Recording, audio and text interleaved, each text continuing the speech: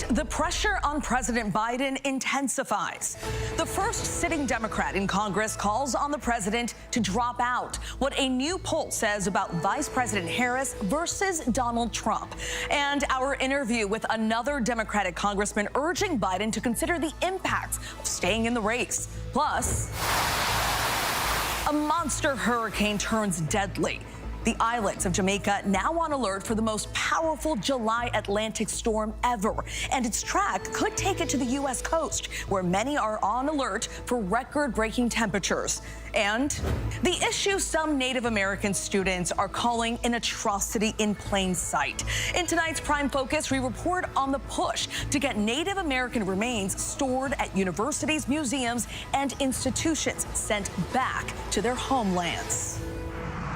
Good evening, everyone. I'm Stephanie Ramos, in for Lindsay Davis. Thanks so much for streaming with us. We're following those stories and much more, including former President Trump's sentencing in his hush money case is delayed just one day after the Supreme Court's landmark decision on presidential immunity.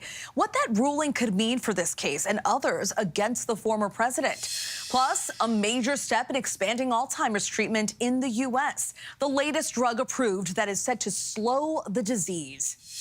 And 4th of July travel could break records this year. What to expect on the roads and in the skies. But we begin with the most powerful July hurricane ever in the Atlantic. Beryl has already claimed at least 6 lives. New video shows the storm's landfall in Carriacou in Grenada as it tears across the southeast Caribbean. And the widespread destruction left in the storm's wake. Thousands of homes and businesses leveled. No power. Roads are blocked. Many people now living in emergency shelters. The prime minister there calling the situation grim. Hurricane Hunter planes flying into the storm again today. The monster hurricane was a Category 5 at one point. It is now a Category 4 as it heads toward Jamaica and later, possibly, the U.S. Gulf Coast. Meteorologist Greg Dutra is standing by. But first, to ABC's Faith Abube, right in the storm's path in Montego Bay, Jamaica.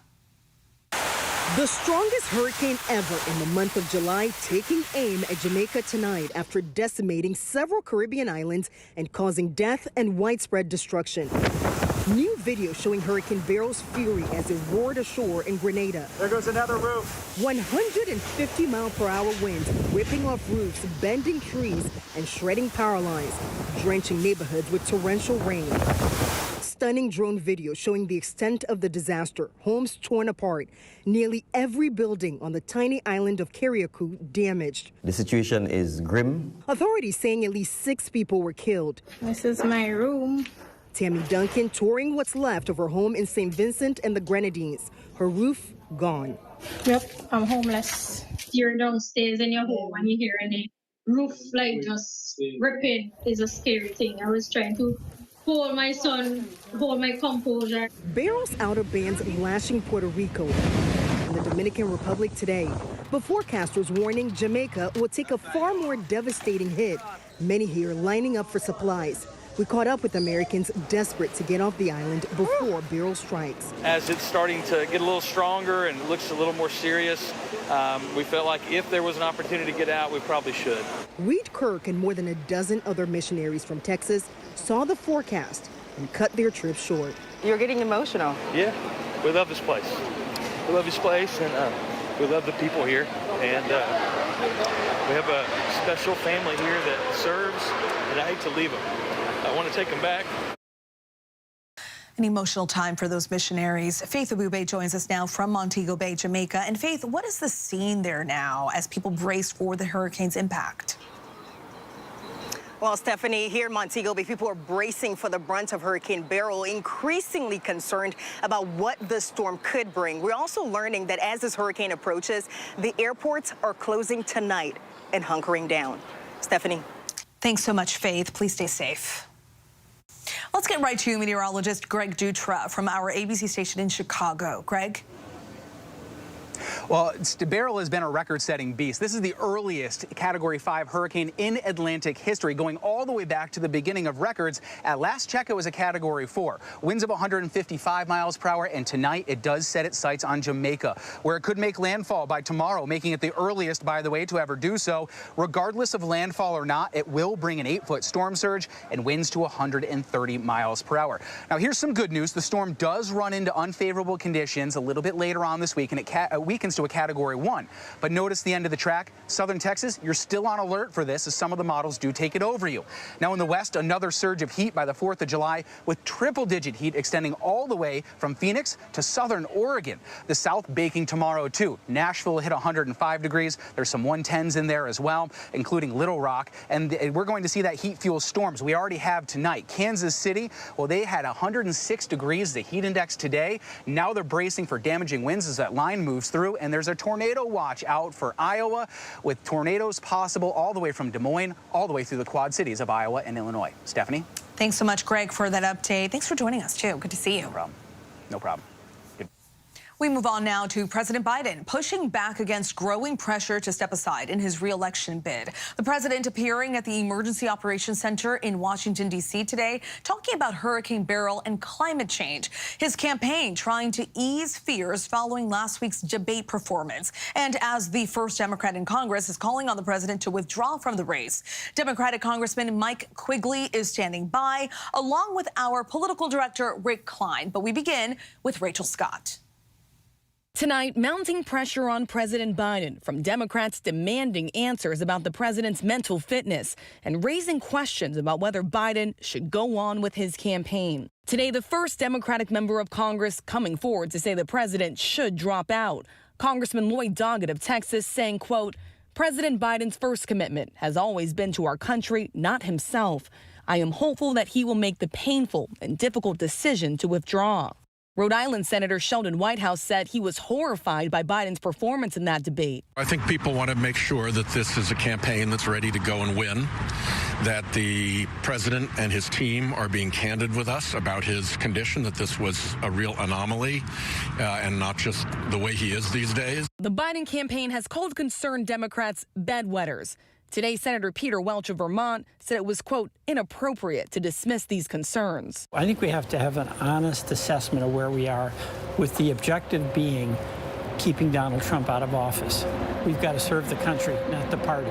And today, former House Speaker Nancy Pelosi called the questions about the president's fitness legitimate. I think it's a legitimate question to say, is this an episode or is this a condition?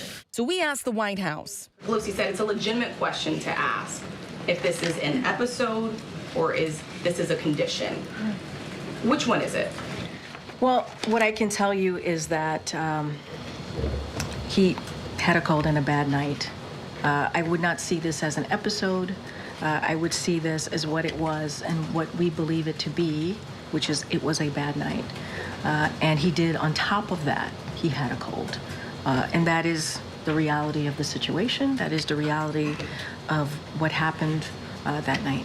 For many top Democrats, that's not enough. Sources tell ABC News a group of Democratic governors held a phone call expressing concern over the debate and the path forward. Look, I don't think anybody sugarcoats this. I think the question is how does that impact how the country runs? How does it impact what an election looks like? ABC News has learned Biden has yet to speak to top Democrats in Congress, including Senate Majority Leader Chuck Schumer, Nancy Pelosi, and Democratic Leader Hakeem Jeffries. Today, one of his closest allies, Congressman Jim Clyburn, said Biden should stay in the race. But if he drops out, Democrats should rally around Vice President Kamala Harris. I will support her if he were to step aside. It comes as a new CNN poll shows that Harris performs better against Trump than Joe Biden does. This party should not in any way do anything to work around Ms. Harris. We should do everything we can to bolster her, whether it's in second place or at the top of the ticket. And Rachel joins us now. Rachel, what else is the White House saying in regards to the president's upcoming schedule?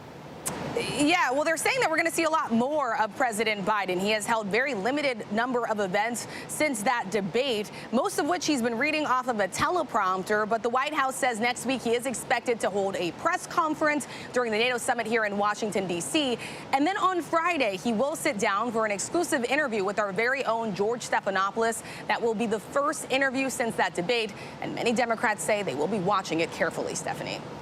I'm sure they will. Thank you so much, Rachel.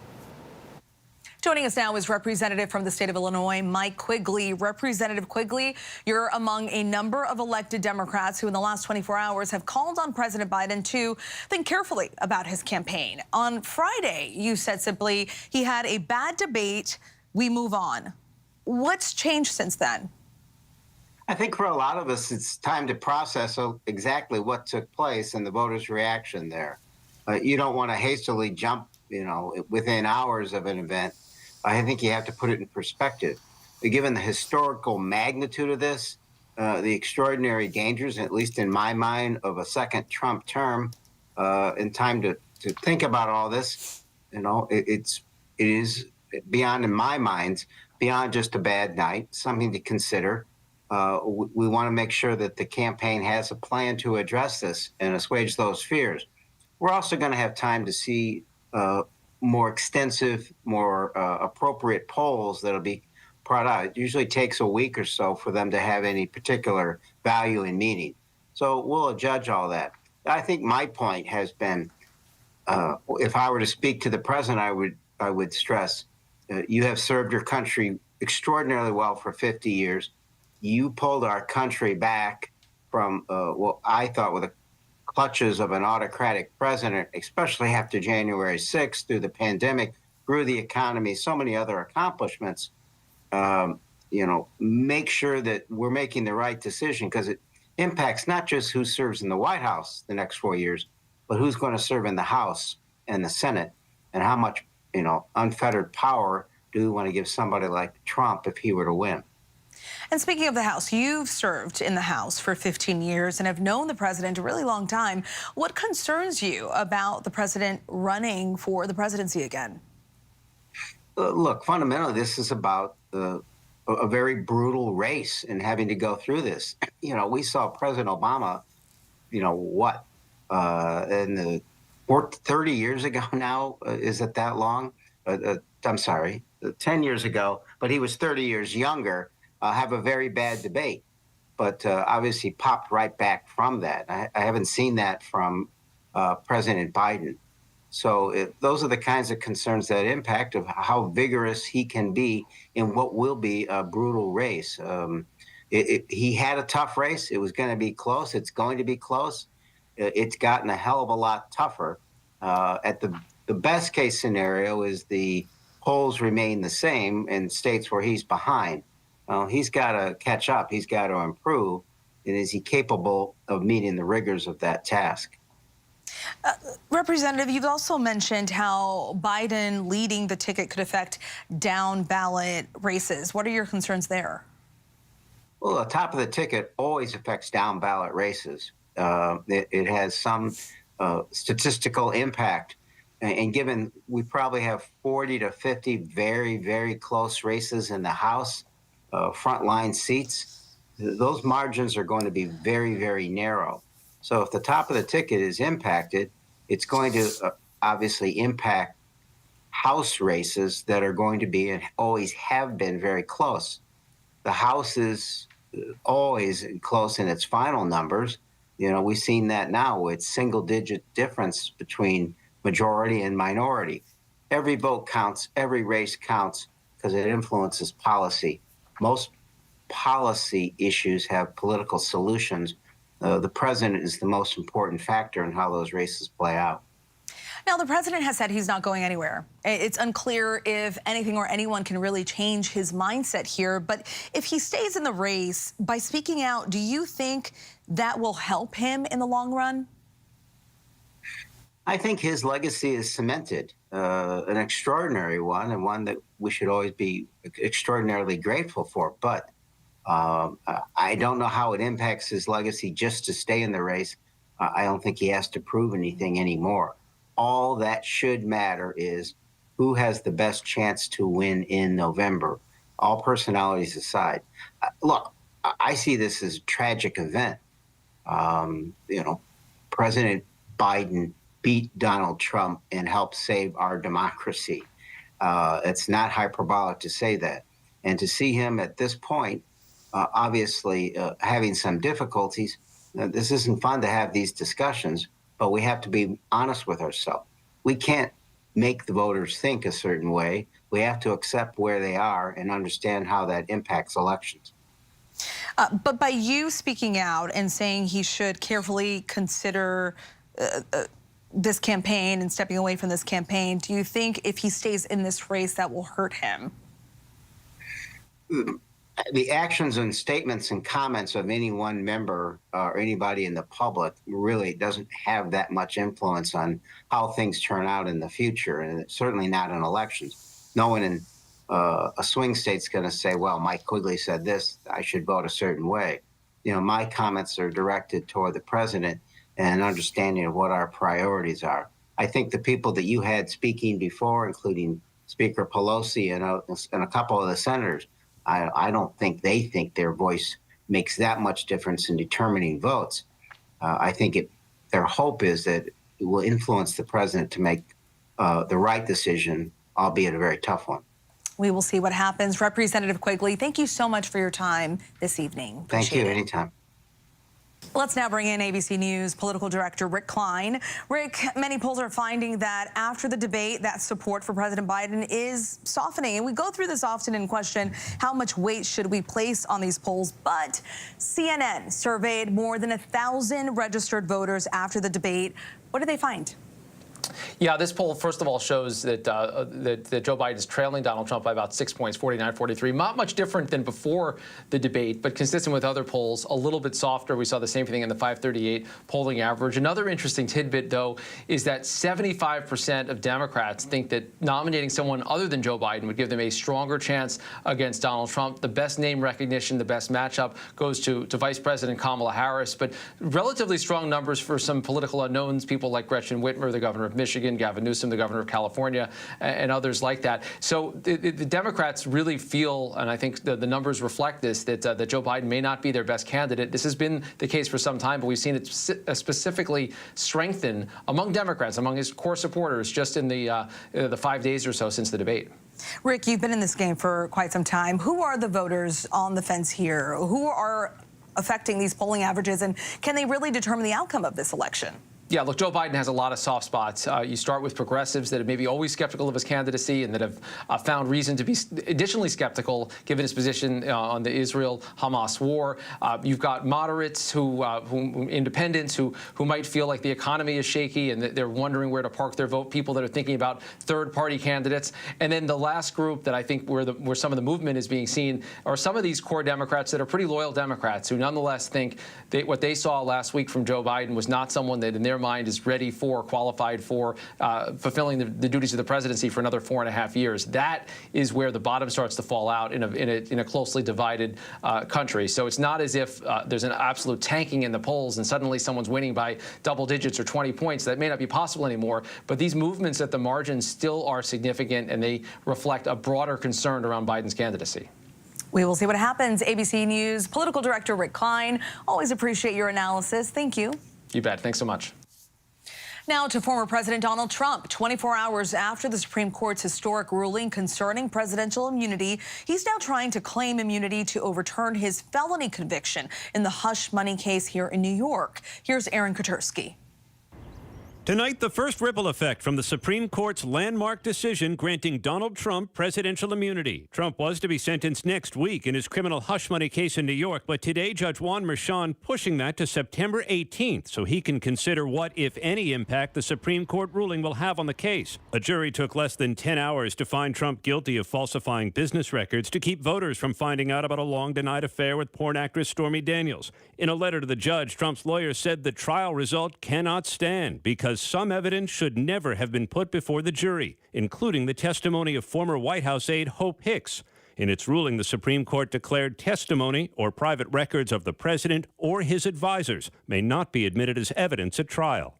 Prosecutors did not object to the delay, writing, "Although we believe defendants' arguments to be without merit, we do not oppose his request." Trump has long declared presidents should have blanket immunity. A president has to have immunity. On Monday, the Supreme Court agreed up to a point, ruling a president should have immunity from prosecution for his official acts, and that's likely to delay Trump's 2 federal cases beyond the November election. In the election interference case in Washington, Judge Tanya Chutkan will now have to decide which of the charges Trump faces involve official acts and which don't. And in Florida, Judge Aileen Cannon is expected to have new defense motions to consider in Trump's classified documents case that is already indefinitely delayed. But President Biden says the largest impact of the Supreme Court's ruling won't be on Trump's trials, but on the American people if Trump wins another term in the White House. The American people must decide if they want to entrust the president once again, the presidency, to Donald Trump, now knowing he'll be even more emboldened to do whatever he pleases whenever he wants to do it. And Aaron Katersky joins us now. Aaron, the judge in Manhattan has pushed sentencing back to September 18th, just weeks before the election. So what are the chances the verdict gets thrown out? Steph, it's just uncertain. Judge Juan Merchan is the first judge to grapple with this new, far-reaching Supreme Court opinion. If he agrees with the defense that certain evidence is now inadmissible in light of that opinion, he could vacate Trump's conviction and order a new trial. But expect prosecutors to argue vigorously that there was lots of evidence, the jury took almost no time to convict Trump, and there's nothing official about paying off a porn star. Stephanie?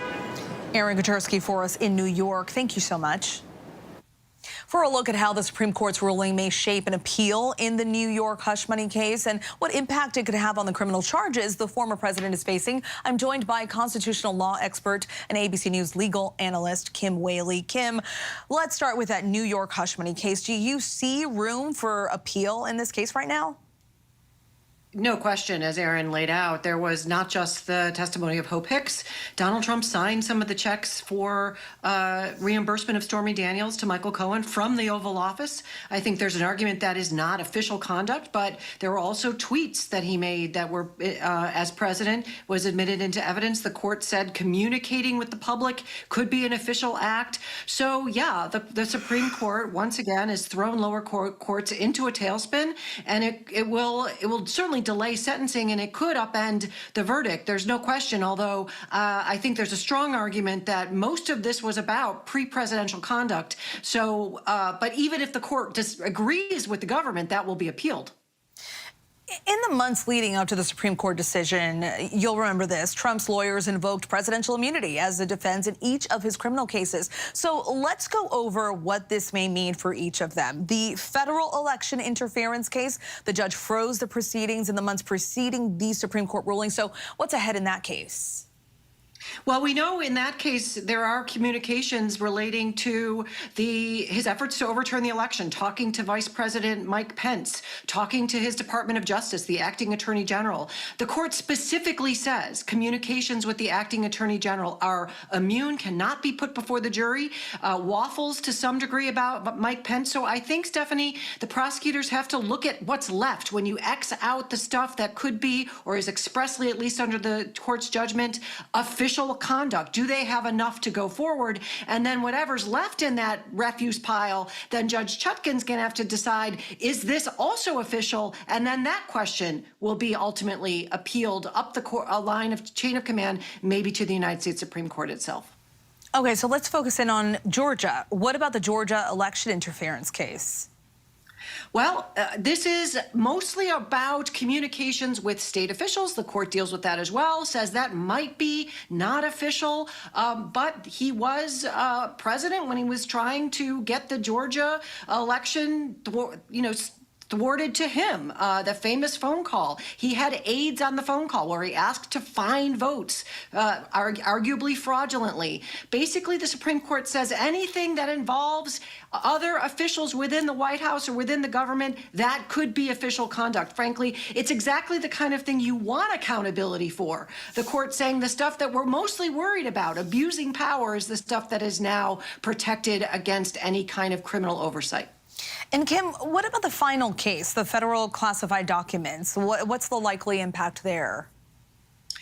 I think this is probably, of all of them, the least likely to be derailed. However, there is going to be an argument, I think it's already been made, that when he packed up the boxes or he directed which things should be in or out of those boxes and taken to Mar-a-Lago, he was still president. So he'll say that was an exercise of his discretion. So the government would then have to probably focus, if the court agreed with him, on the acts of obstruction once he is in Mar-a-Lago and make a case that doesn't have, arguably, the first half of the story when he actually took the documents illegally, allegedly, from the White House when they belonged to the American people and not to him personally. And bottom line, is this ruling likely to change the charges against him at all? I think there's a strong likelihood that when you look across all of these counts, that there will be charges that the government just decides, listen, we're not going to push forward because we just don't have enough beans on the scale. It's possible also, Stephanie, that the government could decide to have superseding indictments and tweak the claims and go forward on different claims, now knowing that some of its evidence is at risk of being excluded. And the last thing they want is to go to verdict and have it reversed on appeal. And possibly delaying a lot of these cases. Kim, thank you so much for your insights. Really appreciate it. ABC legal analyst Kim Whaley. Former Trump attorney Rudy Giuliani has been disbarred in New York State. Giuliani made his mark as a crusading prosecutor and then mayor of New York City, but today losing his law license for making, quote, demonstrably false and misleading statements to courts, lawmakers, and the public at large in connection to former President Trump's alleged attempts to overturn the 2020 election. Giuliani says he will appeal that decision. UN human rights experts say Russia violated international law by jailing Wall Street Journal reporter Evan Gershkovich. A report by the UN Working Group on Arbitrary Detention says Gershkovich has been wrongfully detained by Russia and should be released immediately.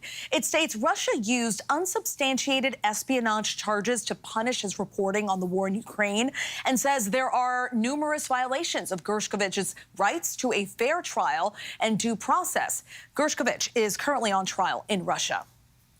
We still have much more to get to here on Prime. Can artificial intelligence take on the role of personal trainer? Testing the AI apps out there focused on fitness to see if they are safe and effective. That's coming up next. Also coming up next, the issue some Native American students are calling an atrocity in plain sight. In tonight's Prime Focus, we focus on the push to get Native American remains stored at universities, museums, and institutions sent back to their homelands.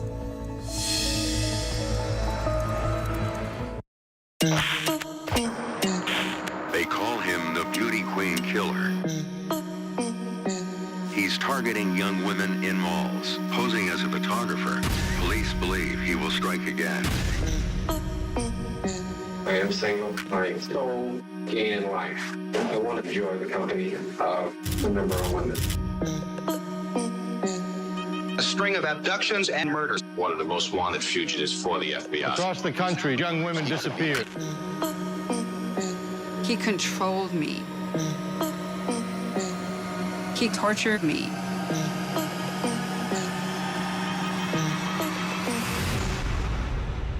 How are you feeling? Do you remember what happened?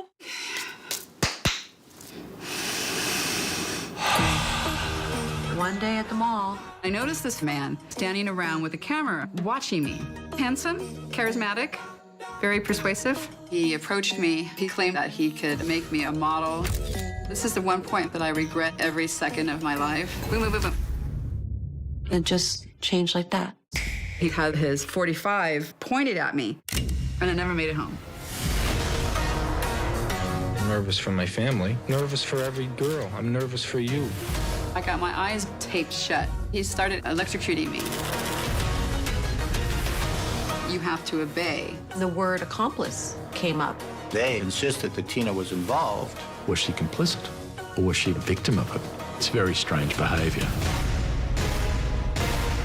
I have never heard a story of a serial killer letting someone go. I'm wondering if you ever think, why? Whether you believe me or not, it's my truth. Nobody knows the real story. I felt like there was no way you can escape. What do you do? How do you get out of it? What would you do?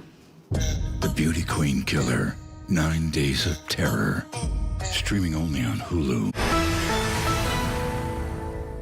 Why do so many people start their day here? From ABC News, this is Start Here. To be in the know and get a different take on the day's top stories. A lot of news today, so let's get into it. Listen now to the Daily News Podcast honored with 4 Edward R. Murrow Awards and see why the New York Times calls it a news podcast worth listening to. Start Here, ABC News. Make it your daily first listen. Now, that's a part of the story I bet you didn't see coming. Wherever you get your podcasts, Start Here. ABC's David Muir, the most watched newscast in America. More Americans watch World News Tonight with David Muir than any other newscast. Every Friday. The hottest trends, styles, and must-have. It's time to buy the right stuff. And save big time, too. The right stuff. Fridays on GMA. You're going to love it. A reckoning is taking place at America's top universities and museums over the possession of Native American human remains. More than 3 decades ago, Congress ordered institutions to return sacred burial objects pillaged by archaeologists, collectors, and curiosity seekers. But roughly 100,000 remains are still waiting to be returned. In tonight's Prime Focus, our Devin Dwyer has a closer look at a new effort to right a historical wrong.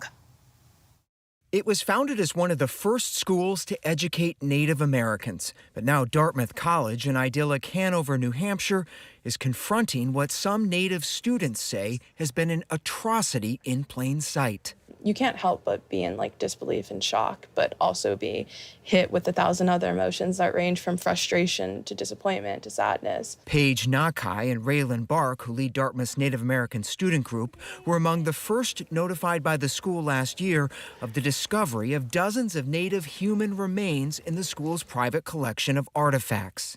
Essentially, afterlife is very sacred. Physically, the remains, bones, are imbued with the spirit of that person. You become one with the community and with the landscape. And so when you die, you go back into that ground, into that land. And most disturbing to Paige and Raylan, some of the remains had been handled and displayed in anthropology classrooms for years. There was this news that there's this discovery of 15 additional Native American remains. How did you react to that? I almost felt a sense of betrayal. It was hard to really reconcile with the fact that there had been the discovery of human remains of potential relatives here.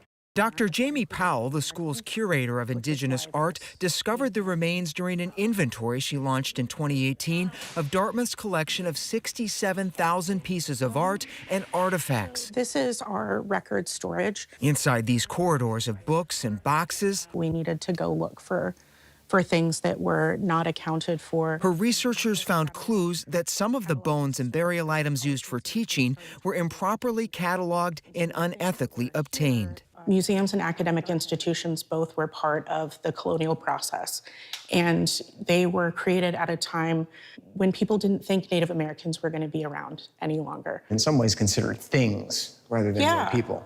Yeah, so that dehumanization of Native and other peoples is part of what allowed these collections to be formed. More than 30 years ago, Congress passed a law requiring schools like Dartmouth, as well as libraries and museums, to inventory their collections and to repatriate sacred items to Native tribes immediately. But compliance has been painstakingly slow. Of the more than 200,000 remains reported since the law was enacted, around 100,000 are still being held by institutions today. Dartmouth is 255 years old, older than the United States itself, and many of the bones were donated to Dartmouth by people who had collected them elsewhere and then gave them to us. And so sorting out the provenance of these has been challenging. Dartmouth has repatriated 8 sets of remains since 1995, but approximately 60 more still need to be returned. To me, the most important thing is to work with the tribes and the Native American representatives who understand the deep cultural, spiritual value of these ancestors and to ensure that we do what is most appropriate in their eyes. I'm happy to be here today to witness the return of my grandfather's headpiece. Nationwide, schools and museums have faced growing pressure to pick up the pace. Colgate University last November returned more than 1,500 funerary objects to the Oneida Indian Nation. So too did Cornell University, returning Oneida remains dug up in 1964. Top museums from New York to Cleveland to Chicago have been closing exhibits or covering up sacred Native objects displayed without tribal consent. But critics allege some institutions are deliberately dragging their feet. The onus was on tribes to prove that somehow these were their ancestors. It allowed universities to sit on these remains for decades. Tribes often lack the resources to be able to say these are in fact our ancestors. So the law, without intending to be, was stacked against tribal interests. I'm proud to relaunch this annual summit after years of neglect by my predecessors. The Biden administration late last year tried to give the law new bite. There you go. Announcing a strict 5-year deadline for institutions to re-inventory their collections and return Native American remains. The new rules also require proactive consultation with tribes and clear consent before any objects are displayed or researched. That is a form of accountability that universities never had to worry about before, and now they do. Are you confident that all of these human remains here at Dartmouth will be repatriated in the next 5 years? I can say with confidence that Dartmouth is committed to this work happening. I know that they will make it home eventually. In instances where we have returned things, what we get back in terms of community knowledge, future relationships, far surpasses the research value of these collections. Raylan and Paige say Dartmouth has taken promising steps to right a historical wrong, but that the grief and trauma of discovering Native human remains on their campus still lingers. What does justice look like for you? Returning these people to their homelands, to their ancestral homelands. If you talk about the word justice or anything like that, it's more so focused around a conversation with these tribes and with people who understand what the matter is. Conversations can certainly go a long way. Our thanks to Devin. We still have much more to get to here on Prime. Coming up, the tech titan that made ambitious goals to fight climate change and then polluted even more.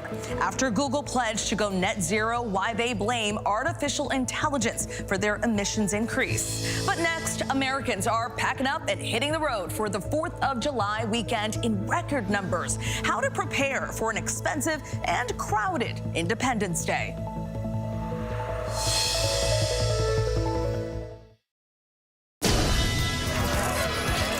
If you were coming of age in the 1980s, the Brat Pack was near the center of your cultural awareness. But for those of us experiencing it from the inside, the Brat Pack was something very different. On June 10th, 1985, New York Magazine published Hollywood's Brat Pack. I just remember seeing that cover and thinking, oh. From then on, my career and the career of everyone who was involved was branded to the Brat Pack.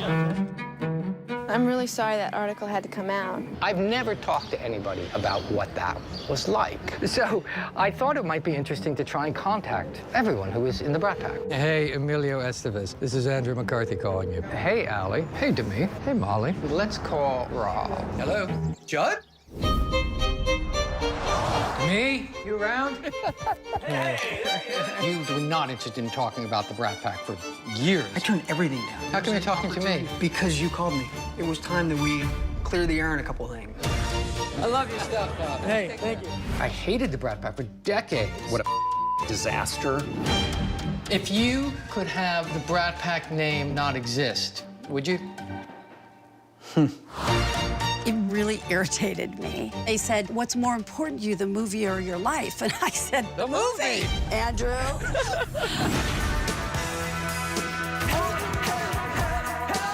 Have you talked to the others? The others, like, again, it feels like a cult or something. Yeah.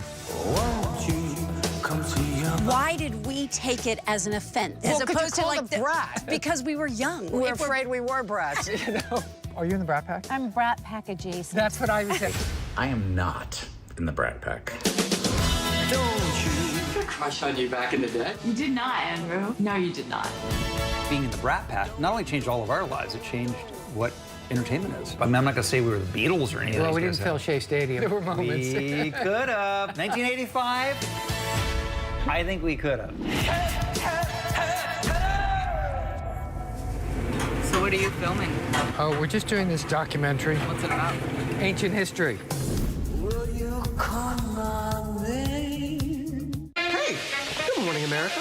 Good morning, America. Good morning, America. 3, 2, 1, go! All aboard. Hey, Shark. That's really cool. Shark Fest is back on National Geographic. Look at this giant shark coming in. That is exactly what we were trying to get. This is incredible. Wow. I've never seen anything move like that. I am so excited. Shark Fest all week long on National Geographic. First thing in the morning. There's a lot going on. We're still in a flash flood warning. To catch you up with what happened overnight. Police in riot gear arresting dozens of protesters. What's happening today? Escalating tensions in the Middle East. What people are talking about. The migrant crisis. Fast, straightforward. With some fun in between. Check out the Gator on the 17th hole. The buzzkill in baseball. First thing in the morning. America This Morning. America's #1 early morning news. On ABC News Live. Reporting from the Normandy coast for the 80th anniversary of D-Day, I'm David Muir. Wherever the story is, we'll take you there. You're streaming ABC News Live. Whether it's to watch a parade, join a backyard barbecue, or take in the fireworks, Americans are hitting the road for the 4th of July. So, with summer holidays in full swing, how much will your travel cost to celebrate the red, white, and blue? We break it down by the numbers. 70.9 million Americans are expected to travel more than 50 miles for Independence Day this year, which would be a new record. That adds up to 5.7 million more people traveling than in 2019, smashing pre-pandemic levels, and that's according to AAA. 60.6 million people will travel by car and 5.74 million by plane this holiday weekend. As for prices, airfare is 2% cheaper than last year, and gas is lower than the $3.53 per gallon it was last year, making for a slightly cheaper 4th of July. Still, the average round-trip domestic plane ticket will set you back $800 on average. That's also according to AAA. And if you need a snack along the way, food costs will be higher. In 2019, Americans spent $6.5 billion 4th of July weekend, but estimates are up to $9.4 billion this time around, according to the National Retail Federation. And in an effort to lower prices at the pump, the White House has just announced the sale of 1 million barrels of gasoline, releasing the 42 million gallons of gas from a Northeast reserve just in time for the holiday.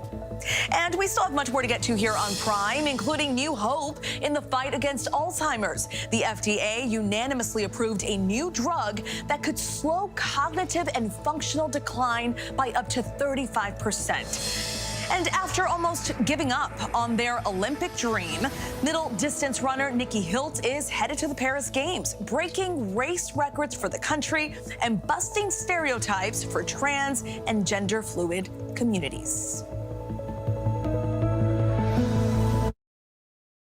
Whenever, wherever news breaks, it's so important to always remember that lives are changed. Here in London, in Buffalo, Uvalde, Texas, Edinburgh, Scotland. From Poland once again tonight. Thank you so much for streaming with us. Ukrainian refugees here in Warsaw. Do you think you'll ever be able to go back home? We're heading to a small community outside of Mexico City. Splintered houses and splintered lives. The magnitude of the devastation. You're streaming ABC News Live. Reporting from Rolling Fork, Mississippi. Santa Fe, New Mexico. Raleigh, North Carolina. The U.S. Capitol. Mayfield, Kentucky. Minneapolis. Mexico. Tongass National Forest, Alaska. Getting you behind the stories as they happen, giving you a front row seat to our world as it plays out in real time, live. ABC News Live Prime. We'll take you there. Stream ABC News Live weeknights, America's most honored streaming news program, only on ABC News Live. Streaming free right now wherever you stream your news.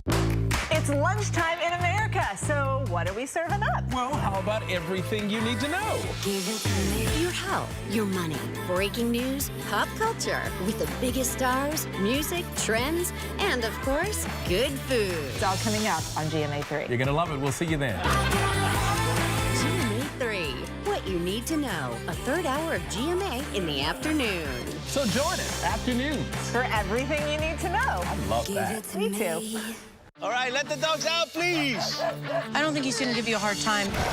Even if he gives me a hard time, I'm the right guy. You can handle it. I want to make sure that we all learn together. Calm, confident. Calm, confident, calm, surrender. Everything that he's taught has become a reality. Yeah. We are so grateful and impressed. I feel like crying. You changed our world. It is a beautiful thing to see. As you rehabilitate the dog, you also rehabilitate you. This case involves a love triangle. There's anger, there's resentment. It is no surprise that somebody wound up dead. It haunted me. It was shocking. This was not an accident. She did not administer CPR. She did not call 911. Every time she opened her mouth, the story changed. This is the first interview you've done. Tell me about that tragic day. The stunning 2020 True Crime Event Special, Friday at 9/8 Central on ABC. Now streaming on Hulu. I'm a rock and roll star. I'm not a saint. I'm John Bon Jovi. John Bon Jovi. The new special, what you have not yet seen. John Bon Jovi with Michael Strahan. Now streaming on Hulu. With so much at stake, so much on the line, more Americans turn here than any other newscast. ABC News World News Tonight with David Muir, America's #1 most watched newscast across all of television. The tech titan that made a lofty goal to combat climate change and then polluted even more. New hope in the fight against Alzheimer's and the airport staffing shortage that could spell trouble for the 4th of July travel rush. These stories and more in tonight's rundown.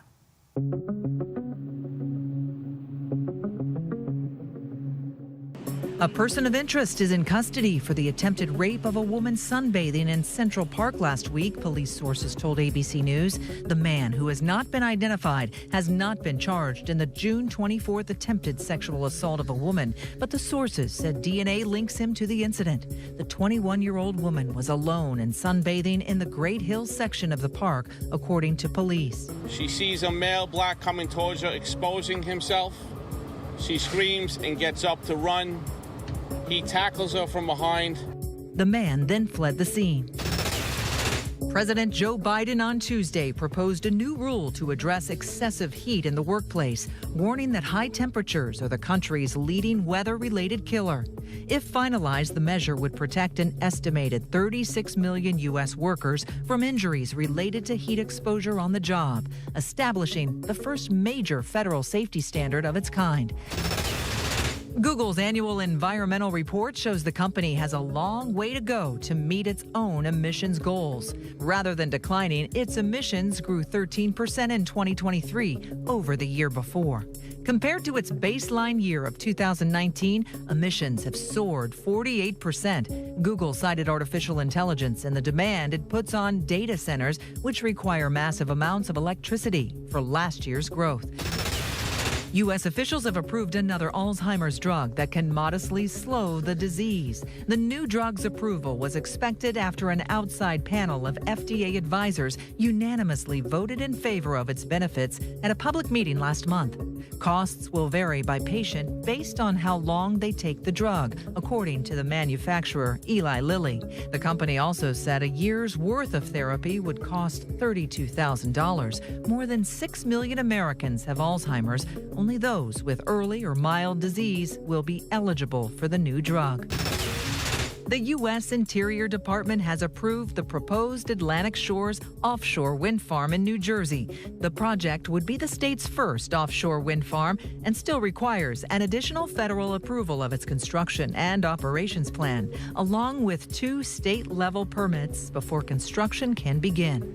The wind farm will be built in 2 phases between Atlantic City and Long Beach Island in southern New Jersey. It's expected to generate an estimated 2,800 megawatts, enough to power 1 million homes. As millions of Americans are expected to take to the skies for the holiday, a shortage of air traffic controllers at a regional facility on Long Island, New York, caused major flying issues in and out of Newark Airport Monday. The TSA says it expects to screen more than 32 million travelers during the July 4th period, a 5% increase over last year. Impacted travelers are urged to check their flights ahead of time.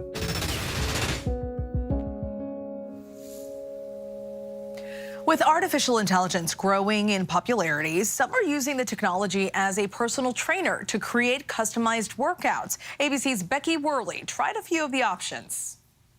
Arms locked straight and tight. There you go. You want to get strong? Dig, dig, dig. Cornell Bass of GBC Coaching in Novato, California can get you there. Breathe, breathe. Don't hold your breath. Come down really slow. What's your goal? That's the first thing I'm going to ask you. Whether it's nutrition, whether it's just working out. Most people want a combination. 10. We can do 10. Oh, my gosh. Right. You're pushing me. I love it.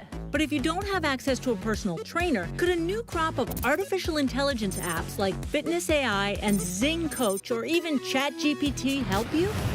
I start with ChatGPT since it's free. The prompt here is key. Act as my personal trainer and create a 30-minute lower body workout to increase strength. I have a barbell, dumbbells, and resistance band. I gotta print this. Warm up, and then 6 different exercises. Here we go. One of the exercises, a Bulgarian split squat, is kind of technical. It's an exercise Cornell had me do, and I needed a lot of coaching. Okay, ChatGPT is obviously not gonna be able to correct my technique, but the price was right. Free. Now to the apps. Fitness AI costs $19.99 a month, and it creates workouts based on a questionnaire and data that you import from other fitness apps like Apple Health.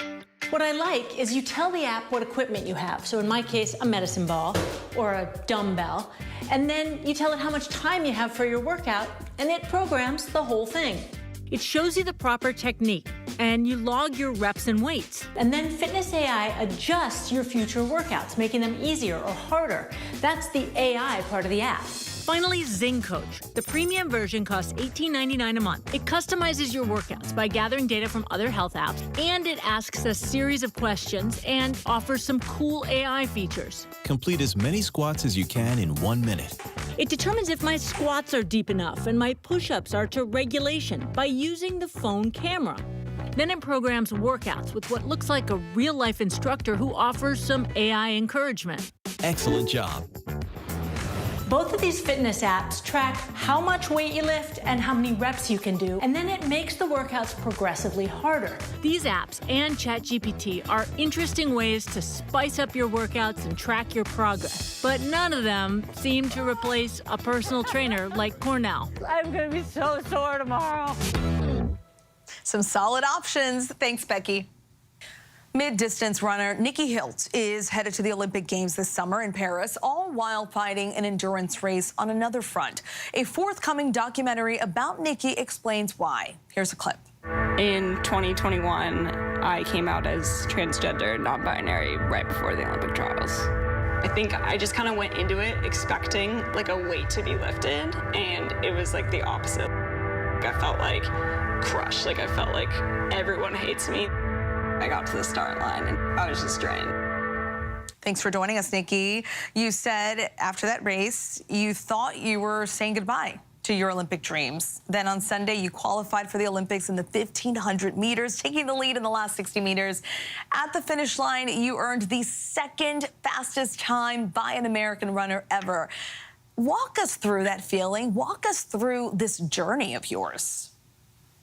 Yeah, I mean, you said it perfectly. It's definitely been a journey. At the end of the last Olympic trials in 2021, like you said, I wanted to walk away from the sport completely. And, I just changed a lot of things in my life and showed some patience. And then, the hard work all paid off. And, that feeling was just joy when I crossed the finish line.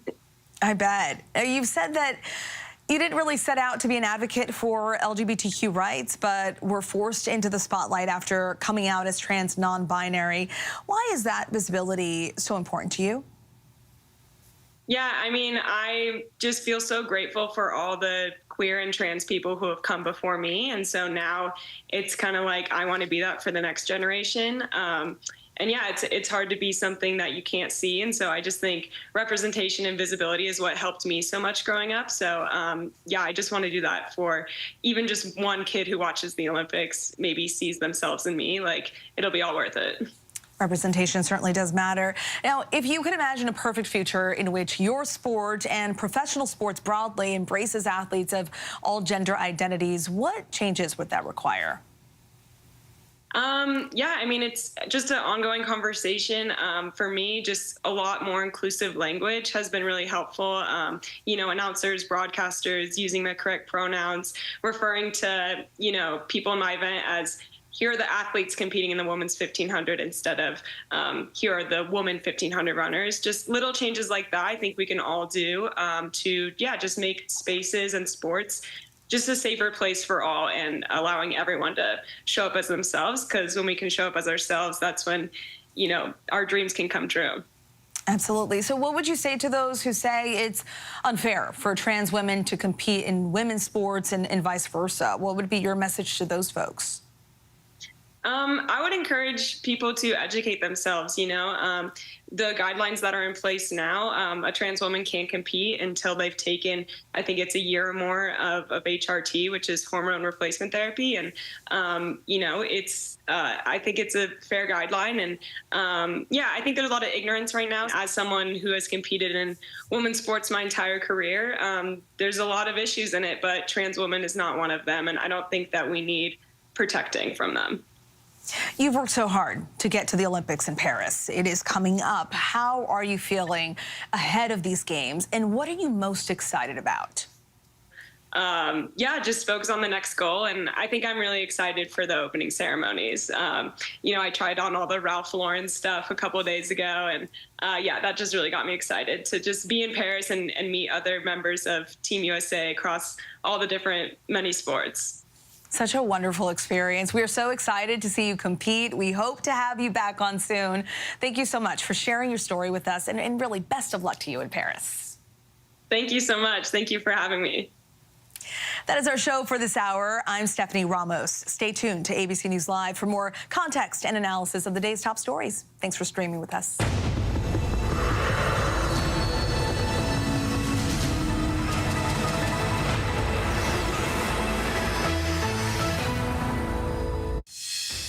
And coming up in the next hour, the terrifying moments when a larger than expected crowd at a religious gathering turned deadly. And how the Supreme Court's landmark new ruling on presidential immunity could be a game changer in former President Trump's felony convictions. That's coming up. Why do so many people start their day here? From ABC News, this is Start Here. To be in the know and get a different take on the day's top stories. A lot of news today, so let's get into it. Listen now to the Daily News Podcast honored with 4 Edward R. Murrow Awards and see why the New York Times calls it a news podcast worth listening to. Start Here, ABC News. Make it your daily first listen. Now, that's a part of the story I bet you didn't see coming. Wherever you get your podcasts, Start Here. 3, 2, 1, go! All aboard. Hey, Shark! That's really cool. Shark Fest is back on National Geographic. Look at this giant shark coming in. That is exactly what we were trying to get. This is incredible. Wow. I've never seen anything move like that. I am so excited. Shark Fest all week long on National Geographic. Whenever news breaks. We are here in Israel, a nation at war after that brutal surprise attack by Hamas. On the ground in Ukraine, reporting from Lewiston, Maine. The scene of a horrific mass shooting. ABC News Live is right there everywhere. From the scene of that deadly missile strike in Dnipro, Ukraine. Reporting from the earthquake in Turkey. In Rolling Fork, this tornado tore through this little town. From the most devastating disaster in Hawaii. From Charleston, South Carolina, on the 2024 campaign trail. In Iceland, let's go. Traveling with the president in Mexico City. Wherever the story. From the front lines. From southern Israel. Outside the Gaza Strip. In Beirut. From the FBI. Reporting from the nurses on the picket line. Here at 10 Downing Street in London. Streaming live to you. Wherever the story is. Wherever the story is. Wherever the story is, we're going to take you there. You're streaming ABC News Live. ABC News Live. You're streaming ABC News Live. ABC News Live, streaming free everywhere. America's #1 streaming news. What does it take to be the most watched newscast in America? An operation to capture ISIS fighters. Is this our Combat Operations Center? We're approaching the gate now. Militants came in from 4 or 5 different directions. Operational nuclear reactor. So you have a couple loaded and ready to go. The house is destroyed, but the flag, there's not a tear in it. Not a tear in it. How important is this label right here, Made in the USA? Look at your smile. You're proud of this. I love this. Great work. Hi. Where are you? Where are you? Appreciate you. Thank you, David. Good to meet you. Ismail? David. David. Yes, yes. I'm David Muir. I know who you are. You Watch do? you every night. ABC's World News Tonight with David Muir is America's most watched newscast. Reporting from Monterey Park, California, I'm Robin Roberts. Wherever the story is, we're going to take you there. You're streaming ABC News live. Good evening, everyone. This is ABC News Live Prime. I'm Stephanie Ramos, in for Lindsay Davis. Thanks so much for streaming with us. We have a lot of news to get to this evening, including the pressure on President Biden intensifying. The first sitting Democrat in Congress calls on the president to drop out. What a new poll says about a Vice President Harris versus Donald Trump matchup. Plus, former President Trump's sentencing in his hush money case is delayed just 1 day after the Supreme Court's landmark decision on presidential immunity. What that ruling could mean for this case and others against the former president. And the deadly stampede that brought a religious gathering to a tragic end. But we begin with the most powerful July hurricane ever in the Atlantic. Beryl has already claimed at least 6 lives. New video shows the storm's landfall in Carriacou in Grenada as it tears across the southeast Caribbean. And the widespread destruction left in the storm's wake. Thousands of homes and businesses leveled. No power, roads are blocked. Many people now living in emergency shelters. The prime minister there calling the situation grim. Hurricane hunters flying into the storm again today. The monster hurricane was a Category 5 at one point. It is now a Category 4 as it heads toward Jamaica and later possibly the coast of South Texas. Meteorologist Greg Dutra is standing by, but first to ABC's Faith Abube right in the storm's path in Montego Bay, Jamaica.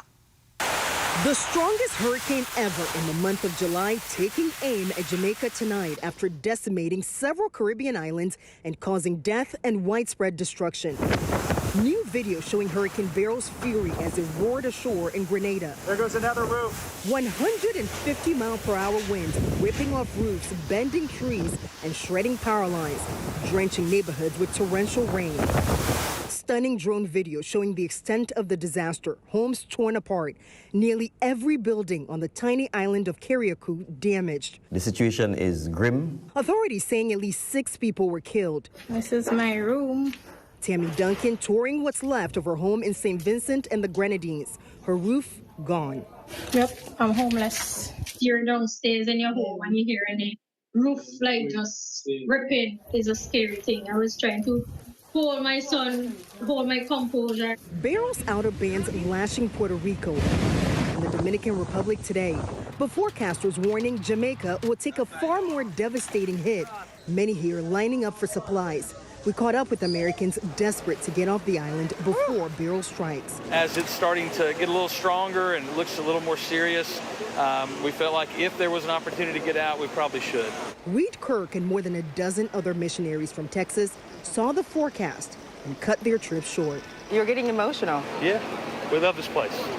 We love this place, and we love the people here. And we have a special family here that serves, and I hate to leave them. I want to take them back. An emotional time for those missionaries. Faith Abube joins us now from Montego Bay, Jamaica. And Faith, what is the scene there now as people brace for the hurricane's impact? Well, Stephanie, here in Montego Bay, people are bracing for the brunt of Hurricane Beryl, increasingly concerned about what the storm could bring. We're also learning that as this hurricane approaches, the airports are closing tonight and hunkering down. Stephanie. Thanks so much, Faith. Please stay safe. Let's get right to meteorologist Greg Dutra from our ABC station in Chicago. Greg? Well, Beryl has been a record-setting beast. This is the earliest Category 5 hurricane in Atlantic history, going all the way back to the beginning of records. At last check, it was a Category 4. Winds of 155 miles per hour, and tonight it does set its sights on Jamaica, where it could make landfall by tomorrow, making it the earliest, by the way, to ever do so. Regardless of landfall or not, it will bring an 8-foot storm surge and winds to 130 miles per hour. Now, here's some good news. The storm does run into unfavorable conditions a little bit later on this week, and it weakens to a Category 1. But notice the end of the track. Southern Texas, you're still on alert for this, as some of the models do take it over you. Now in the west, another surge of heat by the 4th of July, with triple-digit heat extending all the way from Phoenix to southern Oregon. The south baking tomorrow, too. Nashville will hit 105 degrees. There's some 110s in there as well, including Little Rock. And we're going to see that heat-fuel storms we already have tonight. Kansas City, well, they had 106 degrees, the heat index today. Now they're bracing for damaging winds as that line moves through. And there's a tornado watch out for Iowa, with tornadoes possible all the way from Des Moines all the way through the Quad Cities of Iowa and Illinois. Stephanie? Thanks so much, Greg, for that update. Thanks for joining us, too. Good to see you. No problem. No problem. Now to former President Donald Trump. 24 hours after the Supreme Court's historic ruling concerning presidential immunity, he's now trying to claim immunity to overturn his felony conviction in the hush money case here in New York. Here's Aaron Katersky. Tonight, the first ripple effect from the Supreme Court's landmark decision granting Donald Trump presidential immunity. Trump was to be sentenced next week in his criminal hush money case in New York, but today Judge Juan Merchan pushing that to September 18th so he can consider what, if any, impact the Supreme Court ruling will have on the case. A jury took less than 10 hours to find Trump guilty of falsifying business records to keep voters from finding out about a long-denied affair with porn actress Stormy Daniels. In a letter to the judge, Trump's lawyer said the trial result cannot stand because some evidence should never have been put before the jury, including the testimony of former White House aide Hope Hicks. In its ruling, the Supreme Court declared testimony or private records of the president or his advisors may not be admitted as evidence at trial. Prosecutors did not object to the delay, writing, "Although we believe defendants' arguments to be without merit, we do not oppose his request." Trump has long declared presidents should have blanket immunity. A president has to have immunity. On Monday, the Supreme Court agreed up to a point, ruling a president should have immunity from prosecution for his official acts, and that's likely to delay Trump's 2 federal cases beyond the November election. In the election interference case in Washington, Judge Tanya Chutkan will now have to decide which of the charges Trump faces involve official acts and which don't. And in Florida, Judge Aileen Cannon is expected to have new defense motions to consider in Trump's classified documents case that is already indefinitely delayed. But President Biden says the largest impact of the Supreme Court's ruling won't be on Trump's trials, but on the American people if Trump wins another term in the White House. The American people must decide. They want to entrust the president once again, the presidency, to Donald Trump, now knowing he'll be even more emboldened to do whatever he pleases whenever he wants to do it. Aaron Katersky with that update. Thank you, Aaron. Former Trump attorney Rudy Giuliani has been disbarred in New York State. Giuliani made his mark as a crusading prosecutor and then mayor of New York City, but today losing his law license for making, quote, demonstrably false and misleading statements to courts, lawmakers, and the public at large in connection to former President Trump's alleged attempts to overturn the 2020 election. Giuliani says he will appeal that decision. We move on now to President Biden pushing back against growing pressure to step aside in his re-election bid. The president appearing at the Emergency Operations Center in Washington, D.C. today, talking about Hurricane Beryl and climate change. His campaign trying to ease fears following last week's debate performance. And as the first Democrat in Congress is calling on the president to withdraw from the race. Rachel Scott now has this story. Tonight, mounting pressure on President Biden from Democrats demanding answers about the president's mental fitness and raising questions about whether Biden should go on with his campaign. Today, the first Democratic member of Congress coming forward to say the president should drop out. Congressman Lloyd Doggett of Texas saying, quote, President Biden's first commitment has always been to our country, not himself. I am hopeful that he will make the painful and difficult decision to withdraw.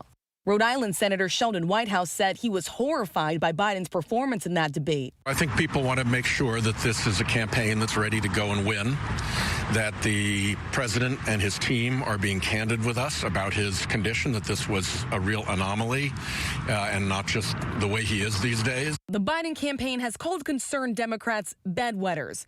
Today, Senator Peter Welch of Vermont said it was, quote, inappropriate to dismiss these concerns. I think we have to have an honest assessment of where we are, with the objective being keeping Donald Trump out of office.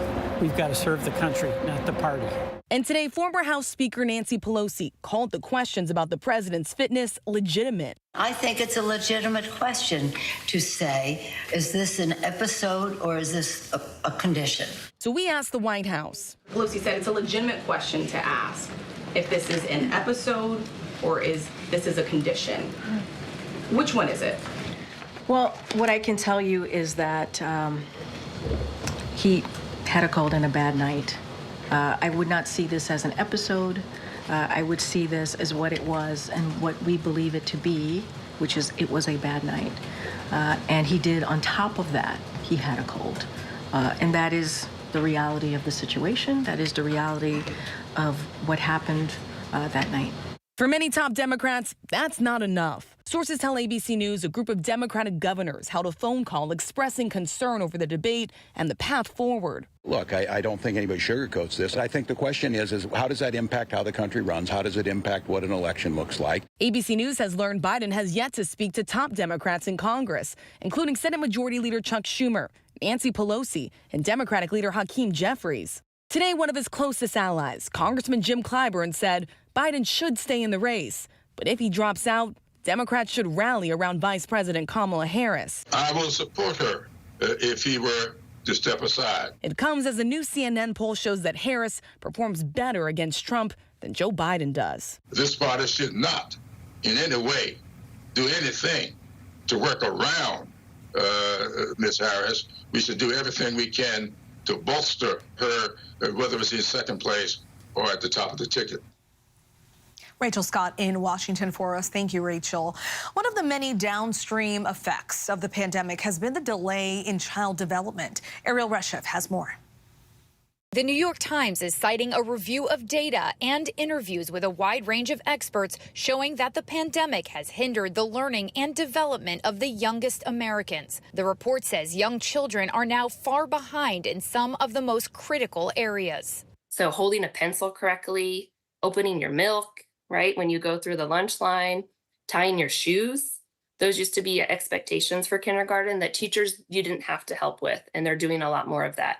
Many are entering school lagging in the basics, like being able to identify shapes and letters or being potty trained. And another concern, social skills, with pandemic-era babies often now struggling to solve problems with peers, communicate needs, or manage emotions. COVID lockdowns meant kids spent more time on screens and lost critical play and imagination time, which is how they learn. That meant disrupting social interactions, which we know are the foundation of brain development for little kids. So much brain growth happens in the first 4 years, particularly in the first 2 years. And we basically said, put on a mask, stay away from grown-ups, don't talk to other kids. Researchers say Black and Hispanic children were left most behind, and boys were more affected than girls. The good news? Children are resilient and can catch up with the right instruction. We know what promotes child development, right? It's rich environments with lots of language. That's how brains learn. High quality early childhood education. So programs like Head Start that offer that to families who can't afford it, and places where we're expanding those opportunities, universal preschool. So many children affected by the pandemic. Our thanks to Ariel for that report. Still much more to get to here on Prime. The public relations spin doctor who would do anything to earn a profit, even for the world's worst bad guys. Has he now seen the error of his ways? That's up next. But first, the first daughter of Cameroon makes a bold proclamation of love announcing she is gay in a country where homosexuality has been banned since 1972. There is a price to be paid every time a survivor shares their story. I think it's so hard to live every day feeling like, you know, like I must be broken. I had just turned 14. And it was scary. It was scary. I will not be silenced. This church has been alive for decades, and the next thing you know, all hell breaks loose. What is the 2x2 church? It is a secret sect. It flies under the radar. If you don't agree with them, your salvation is at stake. A stunning amount of information has come out about the misdeeds of some of the ministers. These same people preaching this message were the ones hiding horrific, horrific things. Do you feel the church accepted abuse? I wouldn't say accepted it as so much pretended it didn't exist. Yep, that's him. Yep. Ready? Kira Phillips with ABC News. Did you sexually abuse Sherry Autry when she was 14 and you were 28? No comment. Do you believe your church protected you? Does your church protect sexual predators? The powerful new Impact by Nightline. So the church saw itself as judge and jury. There's nothing pretty about hearing this. Secrets of the 2x2 Church. Now streaming only on Hulu. ABC News, America's #1 news source. What does it take to be the most watched newscast in America? We are part of an operation. Is this our combat operations center? We're approaching the gate. Militants came in from different directions. Nuclear reactor. So you have a couple loaded and ready to go. The house is destroyed, but the flag not a carrying it. How important it made to USA. Great work. Hi. Appreciate you. Thank you. Ismail? David. I'm David Muir. I know who you are. You Watch do? you every night. ABC's World News Tonight with David Muir is America's most watched newscast. GMA surprised people across the country, helping find thousands in unclaimed money. This really is a big check. Yeah! And this summer, we're at it again. That's incredible. Because nothing's better than hearing you say, Show me the money! On Good Morning America. Nightline. The stories that shape your world, that shape your life. Dramatic, stunning, empowering, jaw-dropping. The most powerful stories of our time. Nightline. On right after Kimmel and streaming on Hulu. Reporting from the Amanda Knox trial in Florence, Italy, I'm James Longman. Wherever the story is, we'll take you there. You're streaming ABC News Live.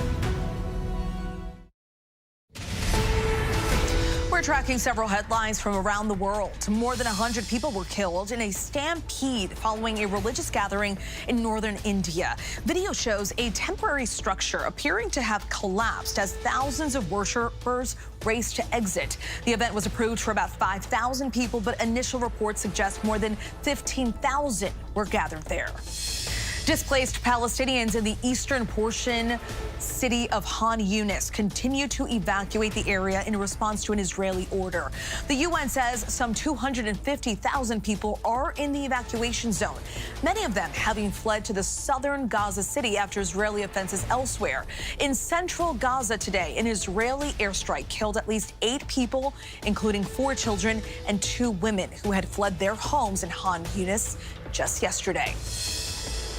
The daughter of the president of the Central African country of Cameroon has defied her country's laws and announced that she is gay. Brenda Biya posted a photo of herself kissing her girlfriend on Instagram with the caption, "I am crazy about you and want the world to know it." Homosexuality has been banned in Cameroon since 1972. For decades, our next guest made a name for himself in the PR business as a man with a long list of questionable clients, from Muammar Gaddafi's son to the Qatari government. Phil Elwood has long occupied the seedy underbelly of Washington politics, where money and power meet. In his new book, All the Worst Humans, How I Made News for Dictators, Tycoons, and Politicians, Elwood is ready to pull back the curtain on the PR industry. Phil, it is so nice to see you. Thanks so much for speaking with us. Thank you very much for having me on. So take us to the beginning. When did you first discover your penchant for truth twisting? Well, there's actually only one story in the book from my childhood. It's when I was 12 years old. My father was an Episcopal pastor at a place that was a little low on the water table, and my job was to be his altar boy at funerals. One afternoon we were doing a funeral, and we had, they had dug the hole and lowered the body into the hole. And during the funeral, water started gushing into the hole. No one noticed, but I nudged my father, and he started speaking more quickly to get the service over with quickly, and the coffin started rising out of the hole. I eventually had to put my foot on it to keep it submerged so no one would notice. And then he was able to get the audience away before anyone noticed, and I ended up having to jump on the coffin to try and sink it, and fell into the grave. That's the first time I tried to kind of cover up the truth with a false narrative. Wow. That's a lot for a 12-year-old. What did your father say in that moment? I believe he said something along the lines of, "Please handle this." Okay, and you've handled a lot since then. So you write in your book that, quote, "My industry is worth $129 billion. We will do anything to earn those billions." So that's a pretty wild story, but what is one of the wildest things you ever did during your time in the industry as a professional, as an adult? Absolutely, and that would have to be a trip to Las Vegas. Shortly before Muammar Gaddafi spoke to the United Nations General Assembly, my job was, and this is very important, you have to understand, I had never been to Las Vegas before in my life, so functionally I was useless as a tour guide. But, and I didn't know why I was going until I got on the plane, but when I got on the plane, I received an email that said I would be babysitting Muammar Gaddafi, the 35-year-old son of Muammar Gaddafi and the National Security Advisor of Libya, at the Bellagio Hotel for a very long weekend. In the email, it was a list of demands from the dictator's son. He wanted to buy some Harley Davidsons and an Escalade. He also wanted to see Cher, and he wanted to buy some jean shorts, some jorts. Not sure about why exactly, but that weekend is chronicled in the book and is definitely, I think, the wildest thing that I've ever done in my career. I ended up having to flee, or not flee, but leave Las Vegas with $60,000 strapped to my chest. It was a very strange weekend. It sounds like it.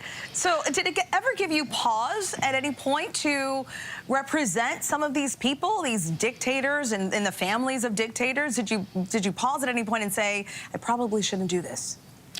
Absolutely, absolutely. I have many regrets, one of which was helping Qatar to host the 2022 World Cup, something that, you know, started off as a bit of a prank, ended with a human rights issue, and a number of people died building those stadiums, and it's one of my deepest regrets.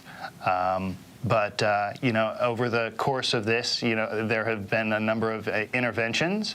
I have, you know, gone through a lot of therapy, and I used ketamine therapy, actually, to treat depression and bipolar II disorder.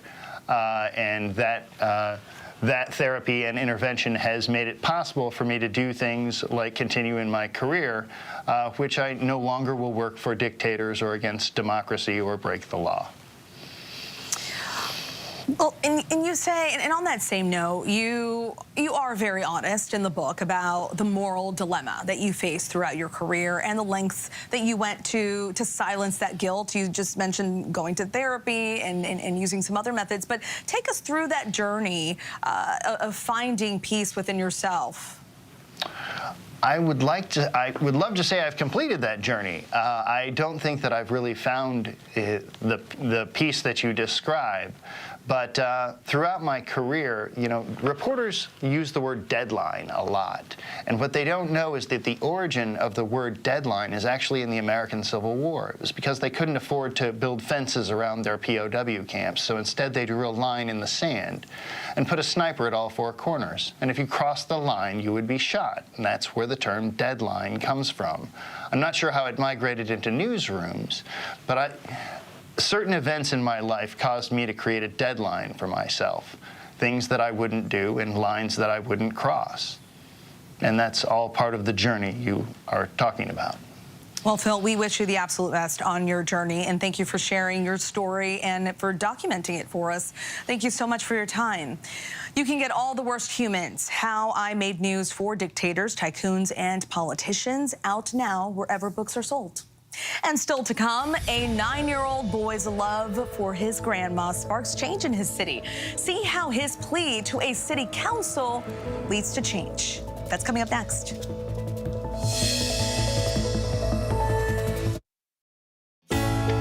thing in the morning. There's a lot going on. We're still in a flash flood warning. To catch you up with what happened overnight. Police in riot gear arresting dozens of protesters. What's happening today? Escalating tensions in the Middle East. What people are talking about, the migrant crisis. Fast, straightforward. With some fun in between. Check out the Gator on the 17th hole. The buzzkill in baseball.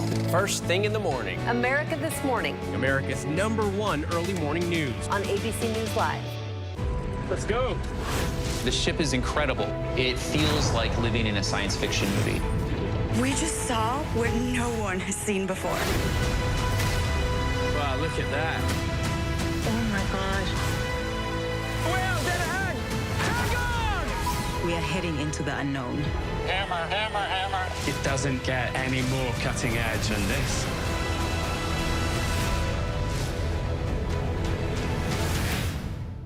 This case involves a love triangle. There's anger, there's resentment. It is no surprise that somebody wound up dead. It haunted me. It was shocking. This was not an accident. She did not administer CPR. She did not call 911. Every time she opened her mouth, the story changed. This is the first interview you've done. Tell me about that tragic day. The stunning 2020 True Crime Event Special, Friday at 9/8 Central on ABC. What does it take to be the most watched newscast in America? We are part of an operation. Is this our combat operations center? We're approaching the gate. Militants came in from different directions. Nuclear reactor. So you have a couple loaded and ready to go. The house is destroyed, but the flag... Not a tear in it. How important it made the USA. Great work. Hi, appreciate you. Thank you. Ismail? David. I'm David Muir. I know you are. You Watch do? you every night. ABC's World News Tonight with David Muir is America's most watched newscast.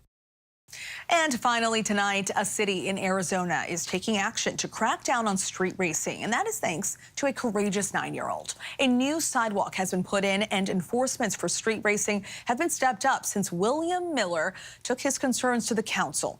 Reporter Cameron Pullum from our partner station in Phoenix, Arizona, brings us William's story. This light here? Yeah. This is the one that you did, LB. I know. Isn't that crazy? 9-year-old William Miller Jr. is walking tall these days. Those cars that were coming so fast. Relieved that his grandma is doing the same, only safer. And after I almost got hit, I thought, no more. I'm 9 years old, and the city council, the mayor, the police department took my voice seriously. Back in January, he took his concerns about dangerous street racing taking place on Estrella Parkway in Goodyear to the city council, an issue that came to a head after he says his grandma was nearly hit during one of her daily walks. Hello, council. How you guys doing today? Sharing a heart-to-heart message in hopes of action. Me and my grandma would walk to Sonic to get some ice cream. It's very dangerous because of all of the street racers that there is. I wonder if you guys have any solution to fix this. His poise and articulate message caught their attention immediately. The mayor and police chief meeting with him personally with a promise of change. I had no idea his little voice would make such a huge difference. The city stepped up enforcement in the area and put up a new stoplight to slow traffic and provide safer access to stores and restaurants for pedestrians. Brand new traffic light. This changed a lot. William made sure to fill the council in on the progress last month. I want to thank you because I've seen you guys made some changes and my grandma feels a lot safer. But it pales in comparison to the pride she feels for him. My grandson at 9 years old has taught me, you know what, you have to speak up, Grandma. You have to say something. If you have a problem with where you live, you have to go talk to the people who are in charge to make a difference. Never too young to make a change, and William already knows that, and looking dapper while doing it too. Our thanks to our partner station there in Arizona. That is our show for tonight. I'm Stephanie Ramos. ABC News Live is here for you all night with the latest news, context, and analysis. You can always find us on Hulu, Roku, Pluto TV, the ABC News app, and of course on abcnews.com. Have a good one.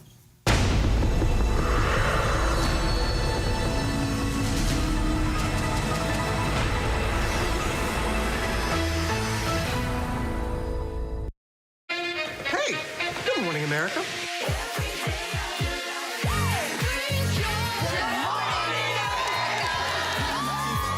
morning, America. Good morning, America. Good morning, America. Money. Are you ready? They are ready. Covering the biggest events in the country right